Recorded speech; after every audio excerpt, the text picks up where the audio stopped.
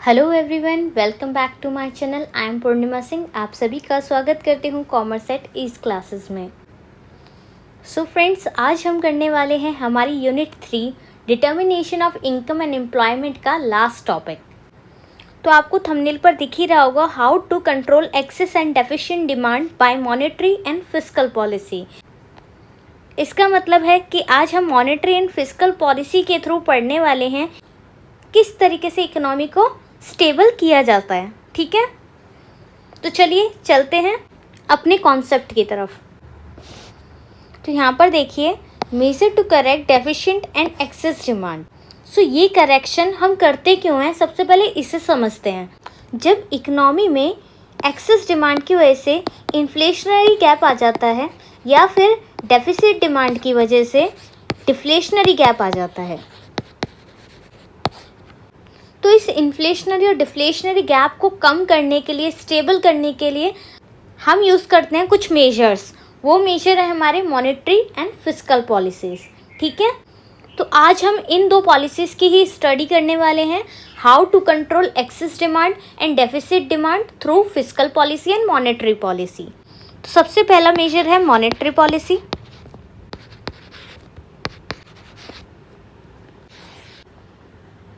और दूसरा मेजर है फिस्कल पॉलिसी।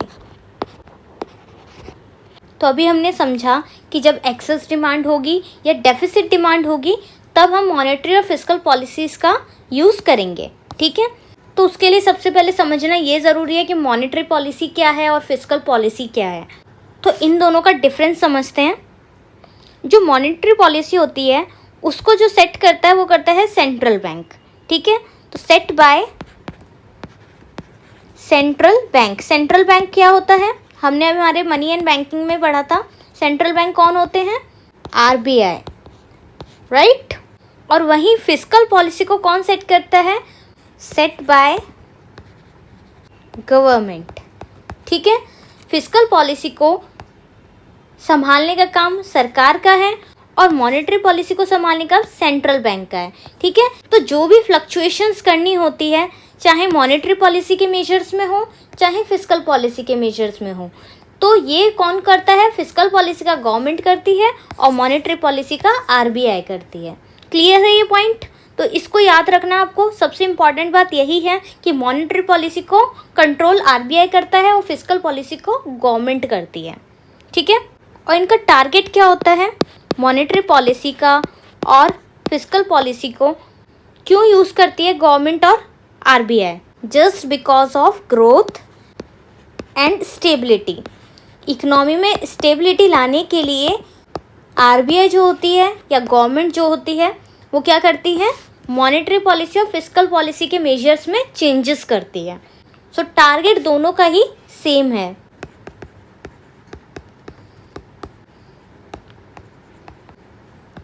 क्लियर है? अब जो हमारा फिस्कल पॉलिसी होता है उसको हम बजटरी पॉलिसी के नाम से भी जानते हैं। ठीक है, ऑल्सो कॉल्ड बजटरी पॉलिसी। इसको बजटरी पॉलिसी क्यों कहा जाता है, क्योंकि इसमें रेवेन्यू और एक्सपेंडिचर जितने भी होते हैं सरकार के वो सारे इंक्लूड होते हैं। ठीक है, इकोनॉमी में जितने भी खर्चे हो रहे हैं और जितनी भी इनकम हो रही है वो हमारी किस में आ जाएगी, वो हमारी आएगी फिस्कल पॉलिसी में। क्लियर है ये पॉइंट? ठीक है, तो ये थे हमारे मॉनेटरी पॉलिसी और फिस्कल पॉलिसी के बेसिक डिफरेंस। ठीक है, आई होप आपको समझ आ गए होंगे। अब आगे चलते हैं। तो अब यहाँ पे हम मॉनेटरी और फिस्कल पॉलिसी को समझेंगे इजी वे में।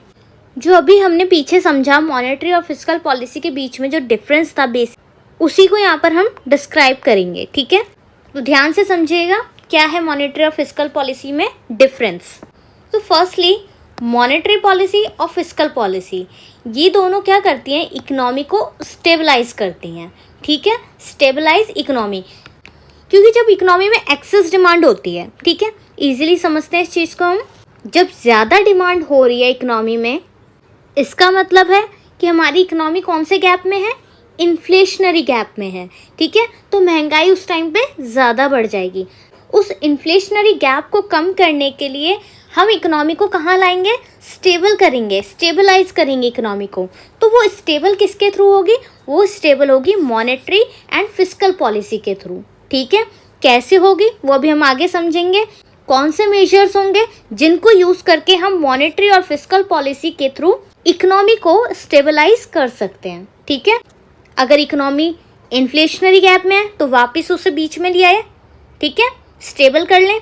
अगर डिफ्लेशनरी गैप में है, बहुत ही ज़्यादा डिफ्लेशन में गई हुई है, तो उसको वापस ग्रोथ करके स्टेबलाइज कर दें। क्लियर हो गया एक कॉन्सेप्ट। सेकंड है प्रमोट ग्रोथ। तो मॉनेटरी और फिस्कल पॉलिसी इकोनॉमी में बहुत ही इंपॉर्टेंट रोल निभाती है, क्योंकि ये इकोनॉमी में ग्रोथ भी करती है, इकोनॉमी को स्टेबल भी रखती है। ठीक है, तो पूरी तरीके से ये बहुत ही अच्छे टूल्स हैं इकोनॉमी को एक अच्छे लेवल पे लाने के लिए। ठीक है, सो एक तरीके से आप कह सकते हैं कि मॉनेटरी और फिस्कल पॉलिसी ही एक ऐसे टूल हैं जिसके थ्रू गवर्नमेंट और आरबीआई हमारी इकोनॉमी को क्या करती है, कंट्रोल करती है। ठीक है, तो stabilise economy and promote growth short and long term. कुछ गोल्स होते हैं वो शॉर्ट टर्म होते हैं, कुछ होते हैं जो लॉन्ग टर्म होते हैं, क्योंकि इकोनॉमी इतनी जल्दी तो ग्रोथ नहीं कर लेती, इकोनॉमी को ग्रोथ करने में टाइम लगता है। तो कुछ गोल्स होंगे जो लॉन्ग टर्म के लिए होंगे, लाइक सस्टेनेबल गोल्स हैं हमारे, वो 2030 का टारगेट लेके बैठा हुआ है। ठीक है, कि 2030 में जाके हमारे सस्टेनेबिलिटी इकोनॉमी में हो जाएगी, ये सारे जो गोल्स हैं उसमें वो अचीव हो जाएंगे। अगर आप गूगल पे सर्च करोगे सस्टेनेबल गोल्स या मिलेनियम डेवलपमेंट गोल्स तो आपको क्लियर हो जाएगा वो क्या है, बट वो अभी आपके सिलेबस में नहीं है। तो अभी हम इतना ही समझते हैं कि शॉर्ट टर्म और लॉन्ग टर्म गोल्स जो होते हैं वो इकोनॉमिक में रखे जाते हैं, ताकि जिसके थ्रू हम मॉनेटरी पॉलिसी और फिस्कल पॉलिसी यूज़ करके इकोनॉमी को स्टेबल कर सकें और इकोनॉमी को ग्रो कर सकें। क्लियर है? ठीक है, आगे चलते हैं। मॉनेटरी पॉलिसी किसके थ्रू सेट की जाती है, अभी हमने पीछे पढ़ा था सेंट्रल बैंक के थ्रू। और फिस्कल पॉलिसी किसके थ्रू सेट होती है, बाय गवर्नमेंट। क्लियर है? तो ये बेसिक डिफरेंस याद रखना है, monetary controlled by central bank and fiscal policy is controlled by government. Okay, next is change in is interest rates. So monetary policies में जो मेजर्स यूज किए जाते हैं वो होता है हमारा रेपो रेट, बैंक रेट, ये सारे जो मेजर्स हैं अभी हम आगे बात करेंगे इनकी। उनमें फ्लक्चुएशंस होती हैं, या तो उसे जब बहुत ही ज़्यादा डिमांड हो रही है, एक्सेस डिमांड हो रही है, तो हम इंटरेस्ट रेट को इंक्रीज़ कर देंगे, और जब डेफिसिट डिमांड हो रही है, बहुत कम डिमांड हो रही है इकोनॉमी में, तब हम इंटरेस्ट रेट को इंक्रीज़ कर देंगे। ठीक है, तो ये सारे इंटरेस्ट रेट्स अभी हम पढ़ेंगे, bank rate, repo rate, SLR, CRR, ये आपने पहले भी पढ़ चुके हैं। मनी एंड बैंकिंग जब मैंने करवाया था तो ये सारे पॉइंट्स आपको बहुत ही अच्छे से कराए थे मैंने। ठीक है, सो फिस्कल पॉलिसी में change in taxes and government spending, तो ये जो 2 पॉइंट्स हैं आपके, ये बहुत ही इंपॉर्टेंट पॉइंट्स हैं, इन्हें याद रखिएगा। ठीक है, तो नेक्स्ट पॉइंट फिस्कल पॉलिसी में जो है change in taxes and government spending. तो फिस्कल पॉलिसी का जो काम होता है वो ये होता है, वो टैक्सेस में चेंजेस करती है या गवर्नमेंट स्पेंडिंग में, यानी गवर्नमेंट जो भी एक्सपेंडिचर कर रहा है उसमें चेंजेस करती है। और इन दोनों के थ्रू ही वो इकोनॉमी को क्या कर पाता है, इकोनॉमी को स्टेबल कर पाता है। क्लियर है? कौन कर पाता है? गवर्नमेंट। या तो जब ज़्यादा डिमांड हो रही है तो वो टैक्सेस क्या करेगी, इंक्रीज कर देगी, और अगर कम डिमांड हो रही हो तो टैक्सेस को कम कर देगी। अभी मैं आगे समझाऊंगी इसको। ठीक है, अभी इतना समझिए। मॉनेटरी पॉलिसी फास्टर होती है और फिस्कल पॉलिसी जो होती है वो टेक्स लॉन्गर, यानी कि ज़्यादा टाइम लगता है इसमें, क्योंकि मॉनेटरी पॉलिसी है, इंटरेस्ट रेट मैंने बोल दिया भाई कि इंटरेस्ट रेट बढ़ा दिया, इंक्रीज़ कर दिया है, तो ठीक है सबने फॉलो कर लिया। बट अगर मैं टैक्सेस इंक्रीज़ कर रही हूँ या अपने एक्सपेंडिचर बढ़ा रही हूँ या फिर खर्चे बढ़ा रहे हैं, मानो सरकार ने डैम बनवाया है या रोड बनवाए हैं, तो इस सब में क्या हो रहा है, वो स्पेंड ही तो कर रहा है, वो एक्सपेंडिचर ही तो कर रहा है, तो वो क्या लेगा, लंबा समय लेगा। ठीक है, नेक्स्ट पॉइंट है मॉनेटरी पॉलिसी का डिमांड साइड। तो मॉनेटरी पॉलिसी जो होती है वो डिमांड साइड से होती है और फिस्कल पॉलिसी जो होती है वो सप्लाई साइड से होती है। ठीक है, monetary policy is demand side because it impacts the level of investment spending and consumer spending, कि जितना भी इन्वेस्टमेंट में स्पेंड हो रहा है या फिर कंज्यूमर जितना भी स्पेंड कर रहा है उस सब पे डिपेंड होती है हमारी मॉनेटरी पॉलिसी। क्योंकि जब ज़्यादा स्पेंड कर रहा होता है तो हम इंटरेस्ट रेट बढ़ा देते हैं, कम स्पेंड कर रहा है तो इंटरेस्ट रेट कम कर देंगे, ताकि ज़्यादा से ज़्यादा लोग आके लोन लें। ठीक है, एग्जाम्पल ले रही हूँ मैं लोन का, अगर लोन ले रहे हैं ज़्यादा से ज़्यादा तो कब लेंगे, जब इंटरेस्ट रेट कम होगा उनको कम इंटरेस्ट रेट पे करना पड़ेगा, तो वो ज़्यादा से ज़्यादा लोन लेंगे, राइट। तो ये डिमांड साइड है, बिकॉज कंज्यूमर स्पेंड करता है तब, ठीक है। तो इसलिए ये डिमांड साइड होगा। और ये सप्लाई साइड होगा, क्योंकि इससे हमारी सप्लाई बढ़ेगी। अगर गवर्नमेंट स्पेंडिंग्स बढ़ा रही है, जैसे गवर्नमेंट ने मेट्रो बनवाई, ठीक है, तो मेट्रो से क्या हुआ, दिल्ली से गुड़गांव जाना ईजी हो गया, राइट। तो लोग अपनी जॉब के लिए दिल्ली से गुड़गांव ईजिली जा पा रहे हैं, ठीक है, ट्रैवल कर पा रहे हैं, क्योंकि टाइम जो है वो कम लग रहा है, लाइक 2 आवर लग रहे हैं दिल्ली से अगर गुड़गांव जा रहे हैं तो। इसलिए ये सप्लाई साइड है, क्योंकि जैसे ही गवर्नमेंट ने स्पेंड किया तो इकोनॉमी में जो है प्रोडक्टिविटी ज़्यादा आएगी। So supply side policy are policy that aim to increase the capacity of production, ठीक है। इकोनॉमी में जो भी प्रोडक्शन हो रहा है वो ज़्यादा होगा। अगर गवर्नमेंट फैसिलिटी दे दे इलेक्ट्रिसिटी की, जिन प्लेसेस पे इलेक्ट्रिसिटी नहीं है, ठीक है, तो वहाँ पर क्या होगा, अगर कुछ फर्म्स होंगी उनका प्रोडक्शन लेवल इंक्रीज ही तो होगा, just because of spending. Government ने स्पेंड किया, खर्चा करके क्या करा, इलेक्ट्रिसिटी लगवाई। इलेक्ट्रिसिटी के लगने की वजह से सप्लाई की जो है प्रोडक्शन बढ़ गया, और प्रोडक्शन बढ़ने की वजह से सप्लाई हुई, ठीक है। तो fiscal policy is related to supply side and monetary policy is related to demand side. Clear है। मॉनेटरी पॉलिसी कंट्रोल करता है इन्फ्लेशन को। जब महंगाई ज़्यादा होगी तो किस तरीके से उसको कंट्रोल करेगा, ये सारा जिम्मा मॉनेटरी पॉलिसी का भी होता है। और फिस्कल पॉलिसी बेसिकली ध्यान देता है full employment and economic growth पे, कि ज़्यादा से ज़्यादा लोग एम्प्लॉयड हो और इकोनॉमी को ग्रो करें, ठीक है। गवर्नमेंट ध्यान देगी full employment and economic growth पे, एंड सेंट्रल बैंक ध्यान देगा इन्फ्लेशन पे, ठीक है। इन्फ्लेशन, डिफ्लेशन, कब महंगाई हो रही है, कब डिफ्लेशन हो रहा है, इन सब का ध्यान कौन रखेगा, सेंट्रल बैंक। क्लियर है। तो अब हमने पूरी तरीके से मॉनेटरी पॉलिसी और फिस्कल पॉलिसी को अपने दिमाग में बैठा लिया है। हम समझ गए हैं सारे पॉइंट्स, कब मॉनेटरी पॉलिसी को कौन कंट्रोल करता है, फिस्कल पॉलिसी को कौन कंट्रोल करता है, ये डिमांड साइड का होता है, ये सप्लाई साइड का होता है, ठीक है। तो सारे पॉइंट्स हमको क्लियर हैं। अब हम समझेंगे किस तरीके से एक्सेस डिमांड और डेफिसिट डिमांड को मॉनेटरी पॉलिसी और फिस्कल पॉलिसी के थ्रू कंट्रोल किया जा सकता है। अब हमें ये सब समझ आएगा, क्योंकि हमने अपना बेसिक क्लियर कर लिया है। तो चलो आगे चलते हैं। तो जिन मेजर्स की मैं आपसे बात कर रही थी वो मेजर्स ये सारे हैं, ठीक है। मॉनेटरी पॉलिसी के total 8 measures and 2 measures of fiscal policy. अभी मैंने आपको बताया था गवर्नमेंट एक्सपेंडिचर, टैक्सेस, राइट।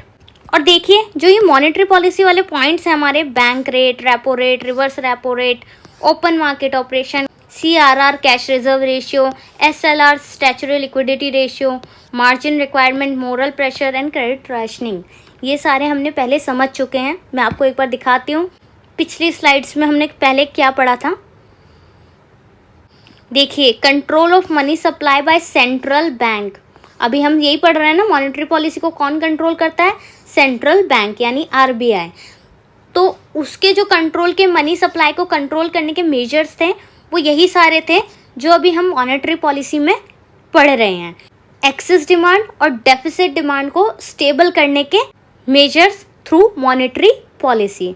सो मॉनेटरी पॉलिसी 2 टाइप की होती है, एक होती है क्वांटिटेटिव और एक होती है क्वालिटेटिव, ठीक है।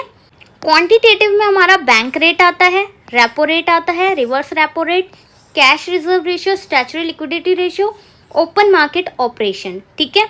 जो हमने 6 पढ़े वो ये हैं हमारे क्वांटिटेटिव। और क्वालिटेटिव में margin requirement, rationing of credit, moral suasion, ये हमारे हैं क्वालिटेटिव मेजर्स, ठीक है। ये पॉइंट क्लियर होगा आपको आई थिंक, क्योंकि प्रीवियस क्लासेस में मैंने आपको ये सब करवा रखा है। तो चलते हैं हम वापस मॉनेटरी एंड फिस्कल पॉलिसी की तरफ। ये 5 आएंगे हमारे क्वांटिटेटिव में, यही पढ़ा था अभी हमने। और ये 3 margin requirement, moral pressure, credit rationing, ये आएंगे हमारे क्वालिटेटिव में। क्लियर है। तो यही हम पॉइंट मॉनेटरी पॉलिसीज में पढ़ने वाले हैं, और ये 2 पॉइंट्स गवर्नमेंट एक्सपेंडिचर, टैक्सेस हम फिस्कल पॉलिसी में पढ़ने वाले हैं, ठीक है। ये मेजर्स आपको याद कर लेने हैं। इन्हीं को इंक्रीज और डिक्रीज करके हम एक्सेस डिमांड और डेफिसिट डिमांड को कंट्रोल कर सकते हैं। क्लियर है point. So now we will discuss measures to correct deficient and excess demand by fiscal policy, ठीक है। तो सबसे पहले फिस्कल पॉलिसी के थ्रू समझते हैं, डेफिनेशन देख लेते हैं फिस्कल पॉलिसी की। इन्हें अगर आप अच्छे से देखेंगे तो आपके नोट्स भी प्रिपेयर हो जाएंगे, क्योंकि मैंने सारा मटेरियल उसी तरीके से बनाया कि अगर आप चाहो तो इससे नोट्स भी बना सकते हो अपने, कि कॉन्सेप्ट आपका मैं यहाँ पर ही क्लियर कर दूंगी, तो आपको दोबारा से पढ़ना नहीं पड़ेगा, बस नोट्स देखिएगा, आपको सारा कॉन्सेप्ट वैसे ही याद हो जाएगा एग्जाम के टाइम पे। तो इसको अच्छे से करके जाना, ठीक है।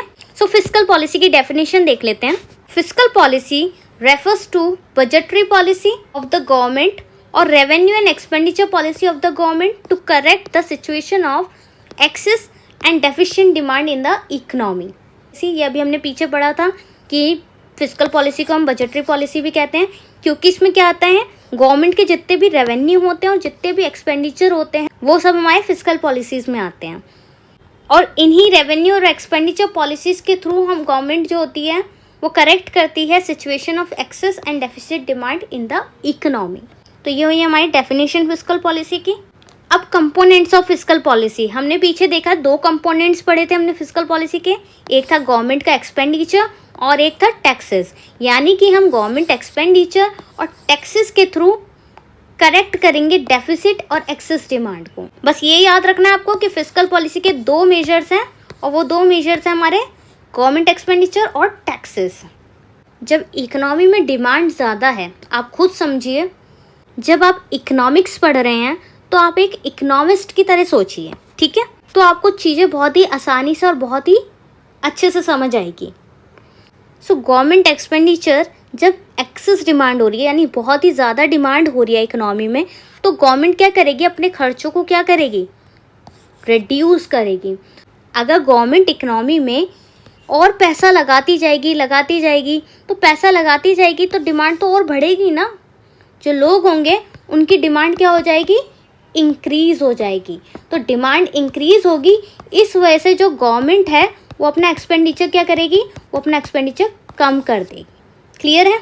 और अगर डेफिसिट डिमांड होगी, यानी कि डिमांड ही बहुत ज़्यादा कम हो रही है इकोनॉमी में, तो इस सिचुएशन में क्या होगा, गवर्नमेंट अपने एक्सपेंडिचर क्या करेगी, इंक्रीज़ कर देगी। जब दिख रहा है कि भाई मेरी इकोनॉमी के पास पैसा ही नहीं बचा है, जब सरकार को दिख रहा है कि भाई पैसा नहीं है इकोनॉमी में, तो वो क्या करेगी, वो पैसा इंजेक्ट करेगी इकोनॉमी में। इंजेक्ट का मतलब तो समझते हो ना, इकोनॉमी में पैसे को डालेगी। तो गवर्नमेंट एक्सपेंडिचर को बढ़ाएगी ताकि डेफिसिट डिमांड की सिचुएशन को स्टेबल किया जा सके, इकोनॉमी को स्टेबल किया जा सके। कॉन्सेप्ट क्लियर हुआ अब, किस तरीके से एक्सेस डिमांड और डेफिसिट डिमांड में गवर्नमेंट अपना रोल निभाएगी, एक्सपेंडिचर को बढ़ा देगी या फिर घटा देगी। जब एक्सेस डिमांड होगी तो घटा देगी, और जब डेफिसिट डिमांड होगी, कम डिमांड कर रहे हैं लोग, तो एक्सपेंडिचर इंक्रीज कर देगी गवर्नमेंट। क्लियर है। अब वहीं बात करें हम टैक्सेस की। अब इकोनॉमी में बहुत ज़्यादा ही डिमांड हो रही है, अब ज़्यादा डिमांड हो रही है तो क्या करेंगे, उस डिमांड को मैनेज करेंगे, हम नहीं करेंगे, गवर्नमेंट करेगी। गवर्नमेंट मैनेज करेगी उस एक्सेस डिमांड को by increasing tax burden, tax के बर्डन को बढ़ा देगी। ये मोनू है, मानो मोनू डिमांड कर रहा है एप्पल की, तो डेली 50 एप्पल की डिमांड कर रहा है, और इकोनॉमी प्रोड्यूस कर रही है डेली के 50 एप्पल्स, ठीक है। तो जब इकोनॉमी प्रोड्यूस कर रही है 50 एप्पल्स और मोनू भी डेली के 50 एप्पल्स ही कंज्यूम कर रहा है, तो इस केस में क्या होगा, ये बेसिकली एग्जाम्पल है, इसको सीरियसली मत ले जाना, ये समझाने के लिए बता रही हूँ मैं आपको। तो गवर्नमेंट क्या करेगी इस सिचुएशन में, गवर्नमेंट एप्पल्स पे टैक्सेस लगा देगी। क्या लगाएगी, टैक्स लगा देगी। तो जब इन 50 एप्पल्स पे टैक्स लग जाएगा तो क्या मोनू तब भी 50 एप्पल्स खरीदेगा। जब टैक्स बहुत ज़्यादा हाई रेट में होगा, यानी टैक्सेस इंक्रीज़ कर दिए जाएंगे, तो इंक्रीज जब टैक्स करे जाएंगे तो क्या मोनू तब भी 50 एप्पल को खरीदेगा, नेवर। तब वो 50 एप्पल्स नहीं खरीदेगा, तब उसका जो कंजप्शन लेवल है वो गिर जाएगा, यानी कि जहाँ वो 50 एप्पल खरीद रहा था वो कितने खरीदेगा, 25 एप्पल खरीदेगा। समझ रहे हो। तो इस तरीके से जब इकोनॉमी एक्सेस डिमांड में होती है, जब मोनू एक्सेस डिमांड कर रहा था, तो गवर्नमेंट ने क्या किया, तो गवर्नमेंट ने टैक्सेस को इंक्रीज कर दिया, इंक्रीजिंग टैक्स बर्डन, ठीक है। तो एक्सेस डिमांड को मैनेज करने के लिए गवर्नमेंट ने इंक्रीज कर दिए टैक्सेस। क्लियर हुआ। इस एग्जांपल के थ्रू आई थिंक आपको समझ आ गया होगा कि मोनू को 50 एप्पल रोज के कंज्यूम करने हैं और इकोनॉमी भी 50 का ही प्रोडक्शन कर रही है, तो जब दिखा सरकार को कि भाई 50 के 50 एप्पल मोनू ही ले लेता है, तो उसने टैक्स बढ़ा दिया कि मोनू अब लो 50 एप्पल, तो वो इस सिचुएशन में एप्पल नहीं लेगा। ठीक है, वो 50 से कहाँ पर आ जाएगा, 25 एप्पल्स पे आ जाएगा। तो समझ आ रहा है, जब एक्सेस डिमांड होगी तो टैक्स बर्डन इंक्रीज कर दिया जाएगा, और जब डेफिसिट डिमांड होगी यानी मोनू कम डिमांड कर रहा है तो उसकी डिमांड को बढ़ाने के लिए क्या करेंगे, हम टैक्सेस को कम कर देंगे, लोअरिंग द टैक्स बर्डन। तो टैक्स बर्डन जब इकोनॉमी में हर पर्सन पे कम पड़ेगा तो उस सिचुएशन में इकोनॉमी में लोग क्या करेंगे, ज़्यादा से ज़्यादा परचेस करेंगे। ठीक है, समझ आ रहा है। तो टैक्सेस अगर कम होंगे तो ज़्यादा खरीदेंगे लोग, और अगर टैक्सेस ज़्यादा होंगे तो कम खरीदेंगे सामान। ठीक है, आई होप इस एग्जाम्पल के थ्रू आपको बहुत ही ईजीली समझ आ गया होगा। आगे चलते हैं हम मॉनेटरी पॉलिसी की तरफ, क्योंकि फिस्कल पॉलिसी में बस यही 2 मेजर्स पढ़ने थे हमको, जो कि एग्जाम पॉइंट ऑफ व्यू से इम्पॉर्टेंट है आपके लिए। तो अब डिस्कस करते हैं monetary policy. Monetary policy refers to the credit control measures adopted by the central bank of a country RBI। ठीक है, तो मॉनेटरी पॉलिसी क्या करती है, क्रेडिट कंट्रोल करती है, और किसके थ्रू अडॉप्टेड होती है, अडॉप्टेड बाय सेंट्रल बैंक, जो हम पीछे पढ़कर आ चुके हैं। मॉनेटरी पॉलिसी करेक्टिंग एक्सेस और deficit demand in the economy, दोनों ही यही काम करता है। फिस्कल पॉलिसी भी एक्सेस और डेफिसिट डिमांड को कंट्रोल करता है, इकोनॉमी को स्टेबल करता है। ठीक है, और यही काम कौन कर रहा है, मॉनेटरी पॉलिसी भी कर रहा है, इकोनॉमी को स्टेबल करने के लिए एक्सेस और डेफिसिट डिमांड को करेक्ट करना है। ठीक है, तो अब मॉनेटरी पॉलिसी के इंस्ट्रूमेंट्स पढ़ते हैं। तो अभी हमने पीछे देखा था मॉनेटरी पॉलिसी के 8 इंस्ट्रूमेंट्स थे। तो फर्स्ट है bank rate and repo rate. तो सबसे पहले हम देखते हैं एक्सेस डिमांड को। जब इकोनॉमी में एक्सेस डिमांड हो रही है तो bank rate and repo rate are raised by the RBI in case of excess demand. तो जो हम पीछे मोनू वाला एग्जाम्पल अभी हमने देखा उसको दिमाग में बिठा के रखना, उससे आपको समझ आ जाएगा जब ज़्यादा डिमांड हो रही है तब क्या करना है और जब कम डिमांड हो रही है तब क्या करना है, किस तरीके से इन इंस्ट्रूमेंट्स को यूज़ करना है। ठीक है, अब ज़्यादा डिमांड हो रही है तो आप खुद ही देखिए, ज़्यादा इकोनॉमी डिमांड कर रही है तो भाई ज़्यादा डिमांड करेगी तो हमें इकोनॉमी को स्टेबल करना है। हमें इकोनॉमी को स्टेबल करना है तो हम बैंक रेट रेपो रेट को BR एंड रेपो रेट को क्या करेंगे, इंक्रीज कर देंगे। Right, so bank rate and repo rate are raised by, किसके थ्रू होता है मॉनेटरी पॉलिसी, RBI के थ्रू। तो कौन रेज करेगा, RBI करेगा। RBI क्या रेज करेगा, bank rate and repo rate को इंक्रीज कर देगा in case of excess demand. Clear है। In simple words the cost of borrowing for retail and other loans by the banks also raises. तो जितने भी loan वगैरह ले रहे हैं लोग, जब हम बैंक रेट को और रेपो रेट को ही इंक्रीज कर देंगे उस सिचुएशन में लोन्स लेना कम हो जाएगा, तो एक्सेस डिमांड की जो सिचुएशन है वो स्टेबल हो जाएगी, वो कंट्रोल में आ जाएगी। और डेफिसिट डिमांड के केस में bank rate and repo rate को हम क्या करेंगे, कम कर देंगे। जब बैंक रेट कम होगा उस सिचुएशन में मोनू क्या करेगा, ज़्यादा से ज़्यादा लोन लेगा। जब लोन ज़्यादा लेगा तो डेफिसिट डिमांड की जो सिचुएशन है वो क्या हो जाएगी, कंट्रोल हो जाएगी। क्लियर है, समझ आ गया होगा आपको। So cost of credit reduced and credit availability is increase. ठीक है, तो यानी कि ज़्यादा से ज़्यादा क्रेडिट फैसिलिटी मिल सकती है डेफिसिट डिमांड की सिचुएशन में, क्योंकि इकोनॉमी को हमारे को वापस स्टेबल करना है, इक्विलिब्रियम पे लेकर आना है। तो इक्विलिब्रियम पे लाने के लिए हमें जो डेफिसिट डिमांड की प्रॉब्लम है उसे सॉल्व करना होगा। और वो कैसे सॉल्व होगी, जब हम बैंक रेट को ही कम रखेंगे, रेपो रेट को कम रखेंगे, तो फिर उस सिचुएशन में लोग ज़्यादा से ज़्यादा लोन लेंगे। आगे चलते हैं। नेक्स्ट हमारा जो इंस्ट्रूमेंट है मॉनेटरी पॉलिसी का, next is reverse repo rate. Excess demand के केस में रिवर्स रेपो रेट को भी इंक्रीज कर देंगे। ज़्यादा डिमांड है तो रिवर्स रेपो रेट को इंक्रीज कर देंगे। डेफिसिट डिमांड है, कम डिमांड हो रही है इकोनॉमी में, तो RBI क्या करेगी, रिवर्स रेपो रेट को कम कर देगी। जब रिवर्स रेपो रेट RRR कम होगा तो उस सिचुएशन में डेफिसिट डिमांड को हम कंट्रोल कर सकते हैं और इकोनॉमी को स्टेबल कर सकते हैं। क्लियर है कि सारा कॉन्सेप्ट तो डिपेंड ही इस पे करता है कि हमारे को इकोनॉमी को स्टेबल करना है। ठीक है, समझ आ रहा है। बेसिकली काम इसकी वजह से हो रहा है जो भी हो रहा है, एक्सेस डिमांड और डेफिसिट डिमांड को कंट्रोल करके इकोनॉमी को स्टेबल करना है, इसलिए हम मॉनेटरी और फिस्कल पॉलिसी का यूज़ कर रहे हैं। Next is open market operation. Excess demand है तो सेंट्रल बैंक क्या करेगा, सारी सिक्योरिटीज़ को सेल कर देगा। आप मेरे बैंकिंग वाले लेक्चर को देखेंगे पार्ट 2, उसमें मैंने आपको open market operation, reverse repo rate, ये सब अच्छे से समझा रखा है कि होता क्या है open market operation, reverse repo rate. तो वो लेक्चर ले लेंगे तो आपको ये सारे कॉन्सेप्ट जो हैं, जो भी इंस्ट्रूमेंट्स हैं मॉनेटरी पॉलिसी के, वो क्लियर हो जाएंगे। ठीक है, तो वो अभी मैं यहाँ पर डिटेल में नहीं करा रही हूँ। अभी फ़िलहाल हम यही समझेंगे कि एक्सेस डिमांड और डेफिसिट डिमांड में ओपन मार्केट ऑपरेशन को किस तरीके से यूज़ किया जाएगा। ठीक है, सो एक्सेस डिमांड के केस में हमारी जो सिक्योरिटीज़ होती हैं उन्हें सेल कर देते हैं। ओपन मार्केट ऑपरेशन में हम सिक्योरिटीज़ की बात करते हैं। तो जब ज़्यादा डिमांड होगी तो उस सिचुएशन में हम अपनी सिक्योरिटीज़ को सेल कर देंगे। और डेफिसिट डिमांड है, कम डिमांड हो रही है इकोनॉमी में, तो उस वक्त हम सिक्योरिटीज़ खरीद लेंगे। ठीक है, सो डेफिसिट डिमांड की सिचुएशन में डिफ्लेशन होता है तो सेंट्रल बैंक क्या करता है, परचेज करता है, जितनी भी सिक्योरिटीज़ होती हैं उनको परचेज कर लेता है। इससे क्या होगा, अगर वो सिक्योरिटीज़ को परचेज कर लेगा तो परचेजिंग पावर जो होगी मार्केट की वो इंक्रीज हो जाएगी। क्लियर है। Fourth instrument is CRR, cash reserve ratio, and fifth is SLR, statutory liquidity ratio. तो एक्सेस डिमांड के केस में CRR जो कैश रिजर्व रेशियो होता है वो इंक्रीज कर दिया जाता है। ठीक है, तो कैश रिजर्व रेशियो क्या है, अगर आपको ये पता होगा तो आपको कॉन्सेप्ट क्लियर हो जाएगा क्यों इंक्रीज होता है।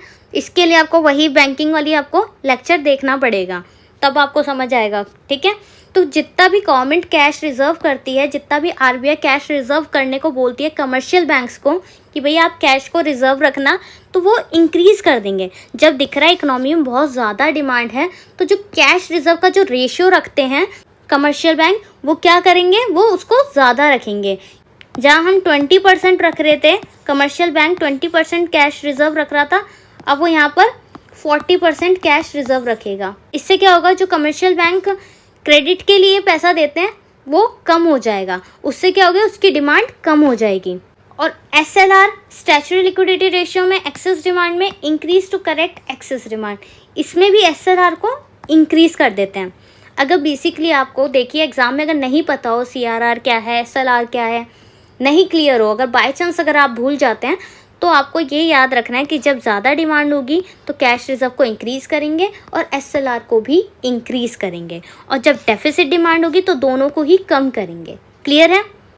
बाकी अगर आपने जो बैंकिंग वाले लेक्चर्स देखे होंगे अगर ध्यान से, तो मैं डेफिनेटली कह सकती हूँ कैश रिजर्व रेशियो, SLR, ये सारे जो भी इंस्ट्रूमेंट्स मॉनेटरी पॉलिसी के सेंट्रल बैंक के हैं वो सब आपको अच्छे से आते होंगे, इसलिए मुझे समझाना भी नहीं पड़ेगा कि एक्सेस डिमांड में क्या करना है और डेफिसिट डिमांड में क्या करना है। ठीक है, और जिनको नहीं पता वो इस तरीके से याद रखें, एक्सेस में इंक्रीज करेंगे SLR को भी और CRR को भी, और डेफिसिट में दोनों को ही कम करेंगे। ठीक है, आगे चलते हैं। 6th point is margin requirement. Access demand में मार्जिन जो रिक्वायरमेंट होता है उसको इंक्रीज कर देते हैं। जो मार्जिन रिक्वायरमेंट है उसमें क्या होता है कि जो हमारी डाउन पेमेंट हम देते हैं लोन्स की, ठीक है, तो उनको बढ़ा दिया जाएगा। जब ज़्यादा डिमांड हो रही है इकोनॉमी में तो जो डाउन पेमेंट की रेट है उसको बढ़ा दिया जाएगा। कि जहाँ हम बोलते थे कि भाई डाउन पेमेंट हम आपसे 50,000 रुपये लेंगे, वहाँ हम कह रहे हैं हम 70,000 लेंगे। क्यों? क्योंकि एक्सेस डिमांड हो रही है, डिमांड बहुत ज़्यादा हो रही है। ठीक है, और जब कम डिमांड होगी, डेफिसिट डिमांड होगा, तो उसको डेफिसिट डिमांड को करेक्ट करने के लिए हम क्या करेंगे, कम कर देंगे मार्जिन रिक्वायरमेंट को। जो हमारा मिनिमम डाउन पेमेंट है वो कम कर देंगे। कम होगा तो वो डेफिसिट डिमांड अपने आप ही करेक्ट हो जाएगा। क्लियर है। Credit rationing. क्रेडिट रैशनिंग जो होता है वो प्रिस्क्राइब करता है कि क्रेडिट लिमिट्स जो है डिफरेंट सेक्टर की इकोनॉमी की। ठीक है, तो इसमें क्या होगा, जो हमारा एग्रीगेट डिमांड होगा ना वो कम हो जाएगा और एक्सेस डिमांड अपने आप ही करेक्ट हो जाएगा। तो बेसिकली क्रेडिट रैशनिंग में क्या होता है, ज़्यादा से ज़्यादा अवेलेबिलिटी होती है क्रेडिट की, कि ज़्यादा से ज़्यादा आपको पैसा उधार मिल सकता है। ठीक है, उस क्रेडिट की अवेलेबिलिटी को रिड्यूस कर देते हैं, और अवेलेबिलिटी जैसे ही रिड्यूस होगी उसकी जो कॉस्ट होगी वो इंक्रीज कर दी जाएगी। तो ठीक है, तो बेसिकली ये है कि इंट्रोड्यूस कर देते हैं एक्सेस डिमांड के केस में क्रेडिट रैशनिंग को, और वापस ले लेते हैं डेफिसिट डिमांड के केस में अगर ऑलरेडी फोर्स में है तो क्रेडिट की जो लिमिट्स होती हैं उनको वापस ले लेते हैं। जो ज़्यादा से ज़्यादा लिमिट दी होती है इकोनॉमी में तो उनको वापस ले लेंगे ताकि डेफिसिट डिमांड की सिचुएशन को सॉल्व किया जा सके। अब नेक्स्ट है मॉरल सुएशन। तो मॉरल सुएशन में क्या होता है, आरबीआई क्या करती है cheap money policy to correct deficit demand. जब डेफिसिट डिमांड होगा तो क्या करेगी, चीप मनी पॉलिसी डाल देगी। और जब एक्सेस डिमांड होगी, बहुत ज़्यादा इकोनॉमी डिमांड कर रही होगी, तो एक्सेस डिमांड के केस में डियर मनी पॉलिसी लेकर आएगी आरबीआई। ठीक है, डियर मनी पॉलिसी क्या होता है? डियर मनी पॉलिसी होती है हमारी, जो अभी मैंने आपको बताया था कि it reduce the availability of credit and increase the cost of credit. जो क्रेडिट की अवेलेबिलिटी होती है वो कम कर देती है, और जो कॉस्ट होती है क्रेडिट की वो ज़्यादा कर देती है। ठीक है, तो क्रेडिट की कॉस्ट को इंक्रीज कर देती है, बेसिकली ये है। ठीक है, तो ये डियर मनी है हमारा। तो चीप मनी पॉलिसी करेक्ट करती है डेफिसिट डिमांड को, और डियर मनी पॉलिसी करेक्ट करती है हमारी एक्सेस डिमांड को। जब इकोनॉमी में ज़्यादा डिमांड हो रही है तो हम डियर मनी पॉलिसी आरबीआई लेके आएगी, और cheap money policy deficit demand में। क्यों? क्योंकि हमें इकोनॉमी को क्या करना है, स्टेबल करना है। इकोनॉमी को स्टेबल करने के लिए हमने ये सारे इंस्ट्रूमेंट्स यूज़ किए हैं। तो इसी के साथ हमारा measures to correct deficient and excess demand by fiscal and monetary policy का कॉन्सेप्ट पूरी तरीके से कंप्लीट होता है। ठीक है, हमने अच्छे से समझा फिस्कल पॉलिसी क्या है, मॉनेटरी पॉलिसी क्या है, और इन दोनों को रेगुलेट कौन करता है, इसके इंस्ट्रूमेंट्स क्या हैं, और कब इंस्ट्रूमेंट्स में इंक्रीज़ किया जाएगा या डिक्रीज़ किया जाएगा एक्सेस डिमांड और डेफिसिट डिमांड के केसेस में। ठीक है, तो इसके साथ हमारा determination of income and employment का यूनिट 3 भी कंप्लीट होता है। अब आगे चलकर हम करेंगे unit 4 government budget and the economy. और जितने भी आज हमने पॉइंट्स किए हैं, जो भी आपको समझ आए वो सारे आप कमेंट कीजिएगा points, like monetary policy, fiscal policy, क्या क्या पॉइंट्स हमने पढ़े हैं। ठीक है, उन सबको आप कमेंट बॉक्स में कमेंट कीजिएगा, वहाँ पर मैं सबके कमेंट्स देख लूँगी। और अब आगे हम गवर्नमेंट बजट और इकोनॉमी करेंगे, इसी तरीके से फ्लो में अपना कॉन्सेप्ट करते जाएंगे। ठीक है, सो आप सभी को आने वाली सभी क्लासेस का नोटिफिकेशन मिल जाए, इसके लिए आप चैनल को सब्सक्राइब कर लीजिए, जिससे आप अपने फुल सिलेबस को इजीली कंप्लीट कर पाएंगे। अगर वीडियो पसंद आई हो और आपके लिए हेल्पफुल हो तो प्लीज़ लाइक एंड शेयर कीजिएगा। So stay tuned with us. Thank you so much for watching this video. Bye bye, take care.